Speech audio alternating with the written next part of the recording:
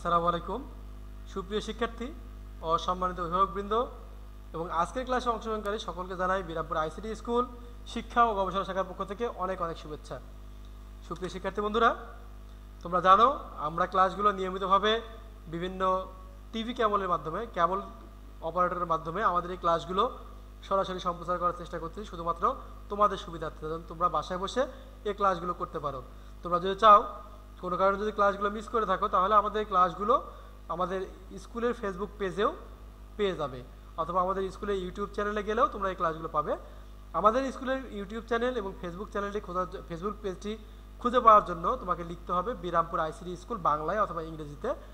তাহলে যে পেজটি আসবে সেটি হচ্ছে আমাদের স্কুলের ফেসবুক পেজ, এবং আমাদের স্কুলের যে ইউটিউব চ্যানেল সেটি তুমি এখানে পেয়ে যাবে। অথবা তোমাদের যে কোনো পরামর্শ মতামত বা যে কোনো প্রশ্ন তোমরা আমাদের স্কুলের ইমেইল অ্যাড্রেসে পাঠাতে পারো। আমাদের স্কুলের ইমেইল অ্যাড্রেস হচ্ছে birampuritctschool@gmail.com। সুপ্রিয় শিক্ষার্থী বন্ধুরা, এছাড়াও তোমরা ফোন করতে পারো যে কোনো সময় আমাদের স্কুলের অফিস নাম্বারে 01773611911। সুপ্রিয় শিক্ষার্থী বন্ধুরা, আজকের পাঠে আমরা আলোচনা করব নবম ও দশম শ্রেণীর দ্বিতীয় অধ্যায় থেকে পাঠ শিরোনাম যেটি আছে সেটি হচ্ছে ওয়েবে নিরাপদ থাকা। তোমরা যদি তোমাদের বইটি একটু লক্ষ্য করো, আমি তোমাদের বইটি খুলে বের করে দেখাচ্ছি একটু। ওয়েবে নিরাপদ থাকা 38 এবং 29 পৃষ্ঠা। এই 38 এবং 29 পৃষ্ঠায় যে আমাদের আলোচনাটি করা আছে ওয়েবে নিরাপদ থাকা, আমরা এই বিষয়টি নিয়ে আজকে আমরা আলোচনা করব। সুপ্রিয় শিক্ষার্থী বন্ধুরা, তোমরা অনেকেই হয়তো জানো যে আমরা গত ক্লাসে আলোচনা করেছিলাম আমাদের পাসওয়ার্ড বিষয়ে, এবং পাসওয়ার্ড কীভাবে সুরক্ষিত করা যায়, নিরাপদ পাসওয়ার্ড ব্যবহার করতে পারি সেই বিষয়টি নিয়ে আমরা আলোচনা করেছিলাম। আজকে আমরা ওয়েবের নিরাপদ কীভাবে থাকা যায় এই বিষয়টি নিয়ে আলোচনা করব। তাহলে চলো আমরা আমাদের ক্লাসটি শুরু করে দেই। আর কয়েকটি ছবি আমরা আগে দেখে নিই। আমাদের এই পাঠটিকে সহজভাবে উপস্থাপন করার জন্য আমরা কিছু চিত্র এনেছি। তোমরা এখানে দেখতে পাচ্ছ যে তালা হাতে চাবি, তালা চাবি হাতে আছে, তার মানে কি নিরাপত্তার বিষয়টি নিশ্চিত করতেছে। এখানে যে চাবি এবং তালা দেখাচ্ছে এটিও একটি নিরাপত্তার বিষয় দেখাচ্ছে, এবং এখানে যে কাগজের নিচে তালা, তার মানে এটিও এক ধরনের নিরাপত্তার বিষয়ই চিহ্নিত করতেছে। এটা থেকে আমরা বুঝতে পারতেছি কি ইন্টারনেটের নিরাপদ থাকা। আমরা ইন্টারনেটের নিরাপদ থাকবো কিভাবে, মূলত এই বিষয়টি আমাদের আজকের আলোচনার বিষয়, এবং আজকের পাঠ শিরোনাম হচ্ছে ওয়েবে নিরাপদ থাকা। সুপ্রিয় শিক্ষার্থী বন্ধুরা, চলো যা শিখবো সেটি শিখম ফলটা একটু জেনে নেই। আজকের শিখম ফল হচ্ছে ওয়েবসাইট ব্যবহারের ক্ষেত্রসমূহ বর্ণনা করতে পারবো। আমরা কোন কোন ক্ষেত্রে ওয়েবসাইট ব্যবহার করি সেগুলো জানতে পারবো। সাধারণ সাইটের নিরাপদ থাকার পদ্ধতিগুলো বর্ণনা করতে পারবো। আর এটা হচ্ছে সতর্কতা মেনে সামাজিক যোগাযোগ ও অন্যান্য সাইট ব্যবহার করার নিয়মটা জানতে পারবো। ওয়েবে নিরাপদ থাকা, ওয়েবে নিরাপদ থাকা বলতে কি বোঝায়? সুপ্রিয় শিক্ষার্থী বন্ধুরা, তোমরা যদি লক্ষ্য করো তাহলে দেখতে পাবে ওয়েবসাইটে নিরাপদ থাকা বলতে বোঝায় অনলাইন ব্যবহারকারী যে সমস্ত ওয়েবসাইট বা সামাজিক যোগাযোগের মাধ্যমগুলো ব্যবহার করে সে সমস্ত সাইটগুলো অন্যের ক্ষতির হাত থেকে রক্ষা পাওয়ার জন্য যে ব্যবস্থা গ্রহণ করা হয় তাকে ওয়েবে নিরাপদ থাকা বলে। আমরা ওয়েবে নিরাপদ থাকা আমাদের ভাষায় যদি বুঝি তাহলে বুঝতে পারবো আমরা যেরকম আমাদের বাসায় নিরাপদ থাকার জন্য আমাদের বাড়ি বানাই, ওয়াল দেই, প্রাচীর দেই, ঠিক একই রকম ইন্টারনেটের নিরাপদ থাকার জন্য, ওয়েবসাইটের নিরাপদ থাকার জন্য, আমাদের সামাজিক যোগাযোগ মাধ্যমের নিরাপদ থাকার জন্য যে ব্যবস্থাটা সেটাই হচ্ছে ওয়েবের নিরাপদ থাকার ব্যবস্থা। সুপ্রিয় শিক্ষার্থী বন্ধুরা, ওয়েবের নিরাপদ থাকার প্রয়োজনীয়তা কি? ওয়েবের নিরাপদ থাকার প্রয়োজনীয়তা হচ্ছে যখন কোনো কম্পিউটার বা মোবাইল ডিভাইস অনলাইনে যুক্ত থাকে তখন কি হয়? আচ্ছা, তখন এর নিরাপত্তা ঝুঁকি তৈরি হয়। তোমরা জানো ক্লাস 8-এ পড়ে এসেছো যে প্রথম যখন ভাইরাস আবিষ্কার হয় সেটি ক্রিপার ভাইরাস, সেটি আরপানেট আবিষ্কারের পরে 70 দশকে। তাহলে এই আরপানেট আবিষ্কার মানে ইন্টারনেটের আবিষ্কারের পর থেকেই আমাদের ভাইরাসের সমস্যাটা শুরু। এবং এখানে যে ক্লাস 8-এ জেনে এসেছিলে যে হ্যাকারও আছে। হ্যাকার 3 ধরনের, white hat hackers, black hat hackers আর একটা grey hat hackers. Black hat hackers সবসময় মানুষের ক্ষতি সাধন করে থাকে। তাহলে আমরা যখন ইন্টারনেটের সাথে যুক্ত থাকবো, আমাদের কম্পিউটারগুলো নেটওয়ার্কের সাথে যুক্ত থাকবে, তখন কি হবে? এই নিরাপত্তার ঝুঁকিটা তৈরি হবে, এবং এই নিরাপত্তার ঝুঁকিটাকে কমানোর জন্য আমাদের কিছু কাজ করতে হবে। সেটা হচ্ছে বিশেষ কিছু সতর্কতা ব্যবহার করতে হবে। এই সতর্ক ব্যবস্থা যদি আমরা না ব্যবহার করতে পারি, ব্যবহার যদি না করি, তাহলে কি হবে? আমাদের এই ব্যবহৃত সাইটগুলো হ্যাক হতে পারে। তোমরা হ্যাকিং সম্পর্কে জানো। অ্যাকাউন্ট যদি হ্যাক হয় তাহলে কি হতে পারে? তোমরা এই ছবিটি দেখতে পাচ্ছ। যদি কোনো কারণে আমাদের জিমেইল অ্যাকাউন্টটি হ্যাক হয় তাহলে কি হবে? আমাদের এই জিমেইল অ্যাকাউন্টের বিভিন্ন তথ্য মুছে যেতে পারে, ডিলিট করে দিতে পারে যে কেউ। আবার কি করতে পারে, আমাদের এই ইমেইল অ্যাড্রেস থেকে অন্য কাউকে কেউ হুমকি দিতে পারে। যদি কোনো কারণে হুমকি প্রদর্শন করে তাহলে দেখা যাবে কি আমরা বিভিন্ন ধরনের মারাত্মক ঝুঁকির সম্মুখীন হব। আমার অ্যাকাউন্ট থেকে অন্য কেউ যদি অন্য কাউকে হুমকি দেয় তাহলে নিশ্চয়ই আমার নামে সেটা হুমকি যাবে, কারণ অনলাইন পরিচয় হচ্ছে আমার ইমেইল ঠিকানা। এজন্য আমার অ্যাকাউন্ট আমাকে অবশ্যই নিরাপদ রাখতে হবে। আমাদের অনেক প্রয়োজনীয় মেইল হারিয়ে যেতে পারে, এরপরে বিভিন্নভাবে আমাদের সমস্যার সৃষ্টি হতে পারে। তাহলে ওয়েবের নিরাপদ থাকার উপায়টা কি? ওয়েবের নিরাপদ থাকার যাই বলে তোমাকে একটি বাড়ির কাজ দেওয়া হয়েছে যে কিভাবে ওয়েবের নিরাপদ থাকা যায়, এই বিষয়টি তুমি একটু চিন্তা করে দেখো, চিন্তা করে বলো যে কিভাবে আমরা ওয়েবসাইটে নিরাপদ থাকতে পারি। যদি আমরা একটু ভাবি, কল্পনা করি বা কিছুক্ষণ একটু ঠান্ডা মাথায় ভেবে দেখি তাহলে বলতে পারবো যে আমরা আমাদের ফেসবুক বা মোবাইলটি যদি ব্যবহার করি এটিকে নিরাপদ রাখার জন্য কি করি। একটা প্যাটার্ন লক দিয়ে রাখি, পিন লক দিয়ে রাখি। তাহলে এরকম নিরাপদ রাখার জন্য আমরা আমাদের পাসওয়ার্ডটাকে বেশি ব্যবহার করে থাকি। নিরাপদ থাকার জন্য আমরা যে ওয়েবসাইটে বা ইন্টারনেটে নিরাপদ থাকবো সেটি সাধারণত দুইটাই এলাকা হয়ে থাকে। আমরা যে ইন্টারনেটগুলো ব্যবহার করে থাকি, আমরা যে নেটওয়ার্কগুলো ব্যবহার করে থাকি, নেটওয়ার্কের যে অংশগুলো, সেই অংশগুলোর মধ্যে আমাদের প্রয়োজনীয় যে অংশটা, আমরা যে নেটওয়ার্ক ব্যবহার করে থাকি আমাদের নেটওয়ার্কের যে অংশটুকুলো দুইটা পার্ট। সাধারণত আমরা সাধারণ ও ইমেইল সাইট ব্যবহার করে থাকি একটা, আর একটা করি সামাজিক যোগাযোগ সাইট। আমরা ওয়েবসাইট বলতে সাধারণত এই দুইটা অংশকেই বুঝে থাকি। তাহলে এই দুটো অংশ যদি আমরা ঠিক করতে পারি তাহলে আমাদের আর ওয়েবসাইটে কোনো নিরাপত্তা বিঘ্ন ঘটবে না।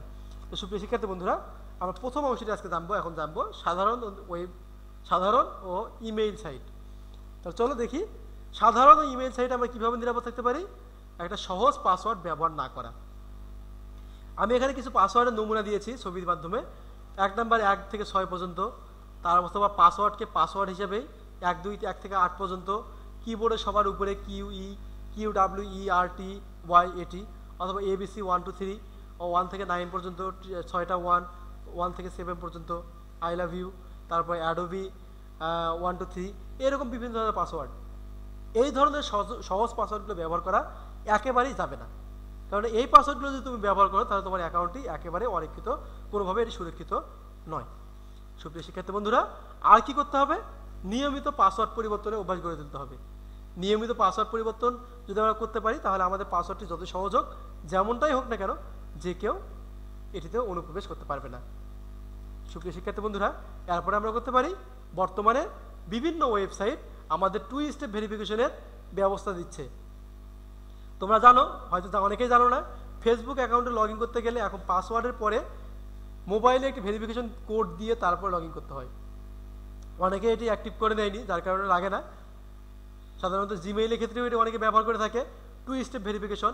এটির সুবিধা হচ্ছে যদি আমরা আমাদের পাসওয়ার্ডটি কারো কাছে শেয়ার করে দেই বা ভুল করে কেউ জেনেও থাকে, তাহলে আমাদের মোবাইল যেটি আছে, যদি তোমরা আমাদের মোবাইলে যে ভেরিফিকেশন কোডটি আসবে, পিনটি আসবে, এটি যদি তুমি তার সঙ্গে শেয়ার না করো, পাসওয়ার্ড জানার ফলেও সে তোমার অ্যাকাউন্টে লগ ইন করতে পারবে না। তাহলে 2 স্টেপ ভেরিফিকেশন একটি অনেক গুরুত্বপূর্ণ সমাধান এখন বর্তমান সময়ের জন্য। তাহলে আরেকটি কী করতে পারি? জিমেইলের 2 স্টেপ ভেরিফিকেশন যোগ করার জন্য কি পদ্ধতি ব্যবহার করা হয় সেটি এখন দেখানো হচ্ছে। দেখো, প্রোফাইল থেকে অ্যাকাউন্ট সেটিংয়ে যেতে হবে। তোমার যে মোবাইলের সেটিংস অপশন আছে গুগলের, সেখান থেকে তুমি অ্যাকাউন্ট সেটিংয়ে যাবে, তারপর 2 স্টেপ ভেরিফিকেশন, এখানে এডিট অপশনে ক্লিক করতে হবে, এরপরে মোবাইলের নম্বরটি দিতে হবে এবং সেন্ড কোড বাটনে ক্লিক করতে হবে।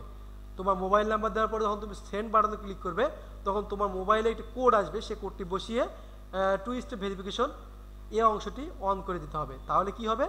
তোমার অ্যাকাউন্টের পাসওয়ার্ড যে কেউ জানুক, নিরাপদ তোমার অ্যাকাউন্ট থাকবেই। কেননা তোমার অ্যাকাউন্টে লগ ইন করতে গেলে পাসওয়ার্ডের পরে অতিরিক্ত একটি কোড নাম্বার সেখানে ব্যবহার করতে হবে। সুপ্রিয় শিক্ষার্থী বন্ধুরা, কোনো এক ক্লাসে, প্র্যাকটিক্যাল ক্লাসে আমরা এই 2 স্টেপ ভেরিফিকেশন কীভাবে সেট করা যায় এই বিষয়টি প্র্যাকটিক্যালি দেখাবো। সুপ্রিয় শিক্ষার্থী বন্ধুরা, এরপরে যেটা আছে সাইবার ক্যাফে কম্পিউটার ব্যবহার শেষে অ্যাকাউন্ট থেকে লগ আউট করা।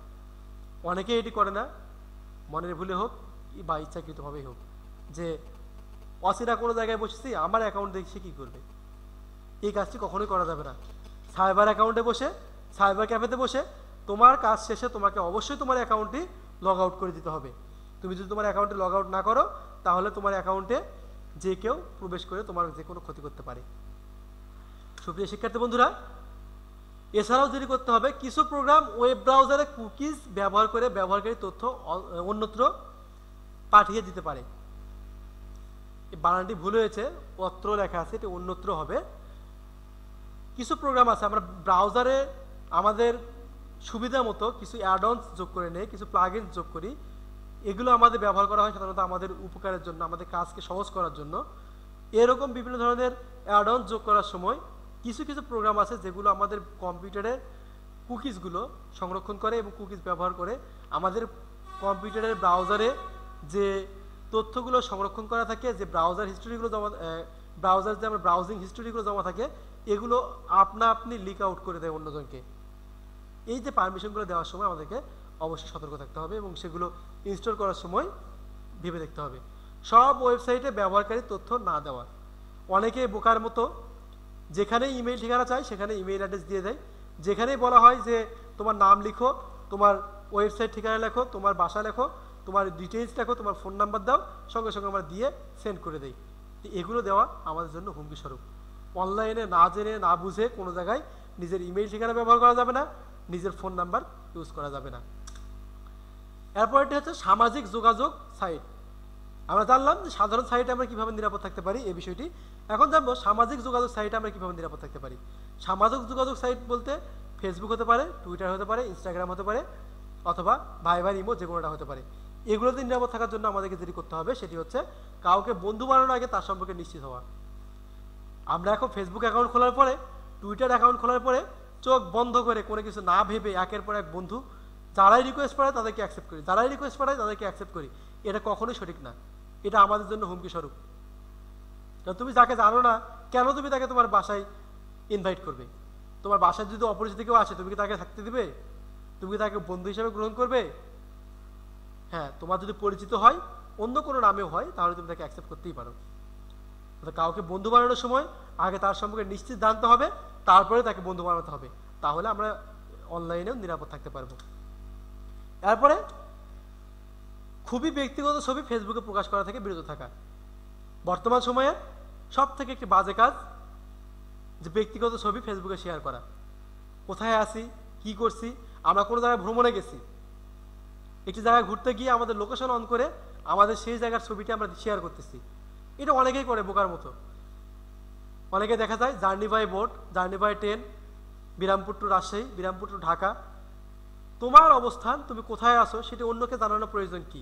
তুমি যখন তোমার অবস্থান জানাবে যে আমি বর্তমানে বিরামপুর থেকে ঢাকায় যাচ্ছি, তার মানে যে কেউ তোমার ফেসবুকে ঢুকে, তোমার এই সোশ্যাল মিডিয়ায় ঢুকে তোমার অবস্থান জানতে পারবে, তুমি বাসায় আসো না কোথায় আসো।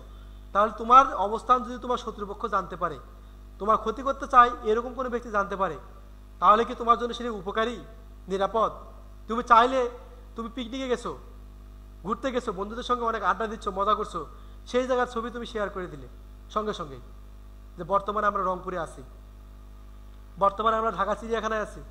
এই যে বিভিন্ন ধরনের ঠিকানাগুলো তুমি লিখছো, এগুলো কি দেওয়া ঠিক? এগুলো দেওয়ার ফলে তোমার অবস্থানটি সেটা জানতে পারবে। নিজের অবস্থান ফেসবুকে, ইন্টারনেটে কখনোই জানানো ঠিক না। তাহলে এছাড়াও মেসেঞ্জারে অনেকে অনেক আপত্তিকর ছবি শেয়ার করে থাকে, এগুলো কখনোই করা ঠিক না। এগুলোতে আমাদের নিজেদের ব্যক্তিগত স্বাধীনতা নষ্ট হয়ে যায়, আমাদের নিজেদের ইমেজ নষ্ট হয়ে যায়। তাহলে খুবই ব্যক্তিগত ছবি ফেসবুকে প্রকাশ করা থেকে বিরত থাকা। ব্যক্তিগত ছবি কখনোই কোনোভাবেই কারো, যে কেউ চাক, আমাদের আত্মীয় স্বজন চাইলেও সেখানে দেওয়া ঠিক না। এরপরে মোবাইল ফেসবুক ব্যবহারের পর লগ আউট করা।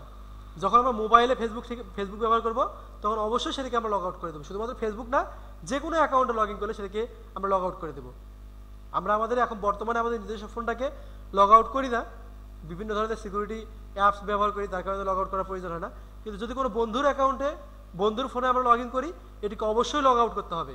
কারণ অনলাইন নিরাপত্তার ক্ষেত্রে কাউকে বিশ্বাস করা নিরাপদ নয়। এরপরে কি, সাইবার ক্যাফে কম্পিউটার ব্যবহার শেষে অ্যাকাউন্ট থেকে লগ ইন করা, যেটা আমরা ইতিমধ্যে আলোচনা করেছি। সাইবার ক্যাফেতে অ্যাকাউন্ট লগ ইন করলে অবশ্যই সেটাকে লগ আউট করা। বন্ধুর বা পরিচিত কারো কম্পিউটার ব্যবহারের সময় সতর্ক থাকা। আমরা অনেকে দেদারসে বন্ধুর কোনো মোবাইলে বন্ধু দেখে তোমার ফোনটা, আমি একটু ফেসবুক অ্যাকাউন্টে লগ ইন করি, আমার ফেসবুক অ্যাকাউন্টে একটু দেখি।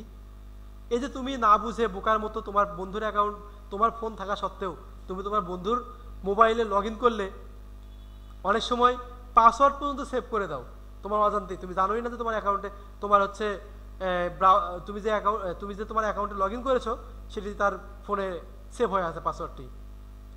তোমার পাসওয়ার্ড যদি তোমার বন্ধু জানে তা সেটা কি নিরাপদ?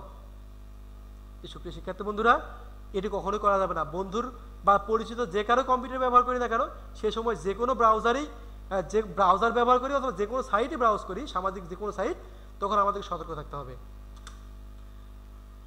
কোনো অপরিচিত ব্যক্তির কাছ থেকে কোনো ফেসবুক অ্যাপ্লিকেশন ব্যবহারের অনুরোধ এলে নিশ্চিত না হয়ে তাতে ক্লিক না করা বর্তমান সময়ের সবথেকে বড় একটি সমস্যা এটি।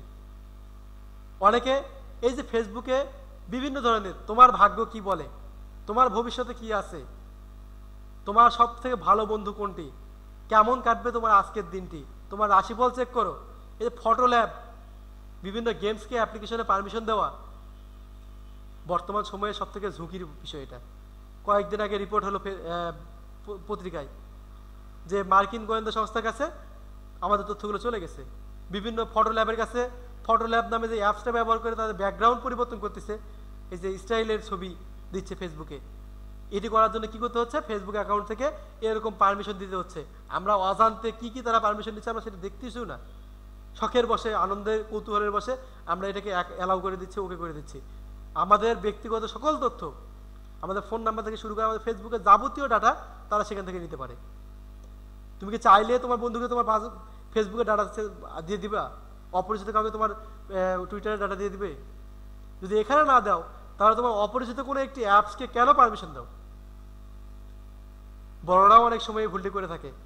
আমরা এখন ফেসবুক খুলেই দেখতে পাই বিভিন্ন ধরনের গেমসগুলো আমরা ফেসবুক ব্যবহার করি, ব্রাউজ করি। বিভিন্ন ওয়েবসাইট, বিভিন্ন অপ্রয়োজনীয় অজানা, যেগুলো কোনো সময় ব্যবহার করিনি, যেগুলো সম্পর্কে ধারণা নাই, এরকম কিছু অ্যাপ্লিকেশন পারমিশন দিয়ে দিই আমরা। অপরিচিত যে কোনো লিঙ্ক থেকে যদি আমাদের পারমিশন চাই যে ফেসবুক দিয়ে ওপেন করতে হবে, আমরা ফেসবুক দিয়ে ওপেন করে দিই। আশা করি তোমরা এগুলো করবে না। এগুলো তোমাদের জন্য হুমকি স্বরূপ, তোমাদের অ্যাকাউন্টের জন্য হুমকি স্বরূপ। তোমাদের ব্যক্তিগত ডাটা সবগুলো চলে যেতে পারে, চলে যাবেই, কারণ আমরা এখানে পারমিশন দিয়েই দিই। যে আমরা এই দেখাচ্ছে যে Bitspedia lab will receive the following info, your public profile, friend list and email address. তো এই যে একটা অ্যাপস তুমি যে পারমিশন দিচ্ছ, তো এখানে তোমার পাবলিক প্রোফাইল পাচ্ছে, তার মানে তোমার যা কিছু সব সে পাচ্ছেই, তুমি যেগুলো শেয়ার করতেছো। তারপর ফ্রেন্ড লিস্ট, তোমার কতগুলো বন্ধু আছে সেই লিস্টটা সে তারা আপনি পেয়ে যাচ্ছে। তারপরে ইমেইল অ্যাড্রেস, তোমার ইমেইল অ্যাড্রেস যদি পায় তোমার ফেসবুকে পাসওয়ার্ড সে পেয়ে যাবে। এবং তুমি যে এখানে পারমিশন দিয়ে দিলে তোমার লগ ইন থাকা অবস্থায়, তার মানে কি তোমার পাসওয়ার্ড সে পাচ্ছে না? সেখানে সে পাসওয়ার্ডও পাচ্ছে। সুপ্রিয় শিক্ষার্থী বন্ধুরা, তোমরা কখনোই এই কাজটি করবে না। বা শুধুমাত্র এই কাজেই না, যে কোনো জায়গায় তোমাদের যদি কোনো অ্যাপসে পারমিশন চাই, সেটি যদি তোমাদের প্রয়োজনীয় অর্থাৎ তোমাদের পরিচিত অ্যাপস না হয়।